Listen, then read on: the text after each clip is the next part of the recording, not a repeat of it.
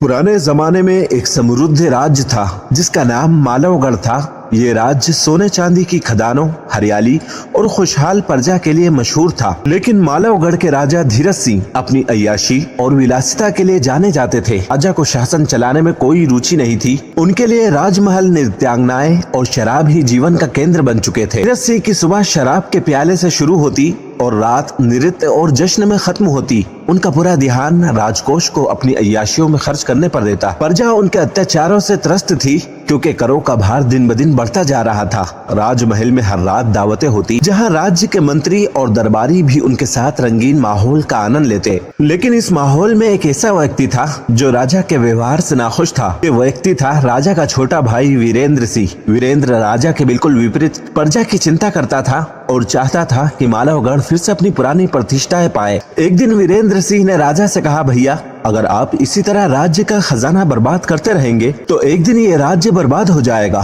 धीरज सिंह ने हंसते हुए जवाब दिया, वीरेंद्र ये सब बेकार की बातें हैं। खजाना मेरा है और मैं इसे जैसे चाहूँ खर्च कर सकता हूँ। तुम चिंता मत करो। वीरेंद्र जानता था कि राजा के अय्याशों का अंत बुरा होगा, लेकिन वो चुप रह गया। धीरे धीरे राजा की हरकतों का असर राज्य पर दिखने लगा। खजाना खाली हो रहा था और राजा के सैनिकों को महीनों से वेतन नहीं मिला था। प्रजा भूखमरी से तड़प रही थी। गाँव में लोग विद्रोह करने लगे। एक दिन राज्य के प्रमुख मंत्री महादेव राजा के पास आए और कहा, महाराज अगर आप इसी तरह खजाना बर्बाद करते रहे तो राज्य पर संकट आ जाएगा।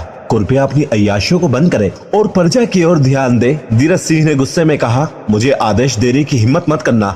महादेव ये राज मेरा है और मैं इसे जैसे चाहूं चलाऊंगा।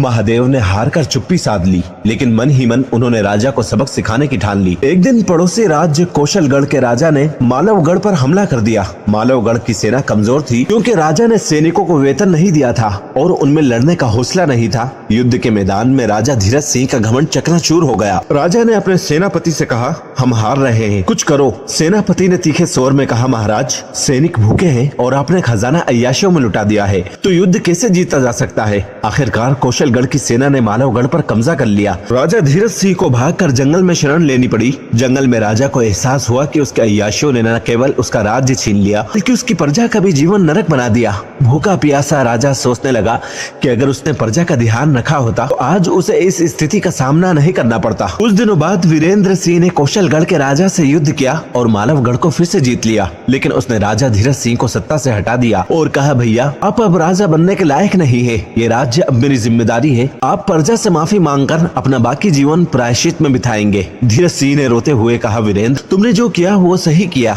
मैं अपनी गलतियों का पश्चाताप करूंगा। उसके बाद राजा धीरज सिंह ने अपने जीवन को साधु बनने में लगा दिया। उन्होंने अपनी सारी विलासिताएं त्याग दी और प्रजा की सेवा करने लगे। ये कहानी हमें सिखाती है कि सत्ता का दुरुपयोग और अय्याशा किसी को भी विनाश की ओर ले जा सकती है। एक सच्चा शासक वही होता है जो अपनी प्रजा की भलाई को सबसे ऊपर रखे।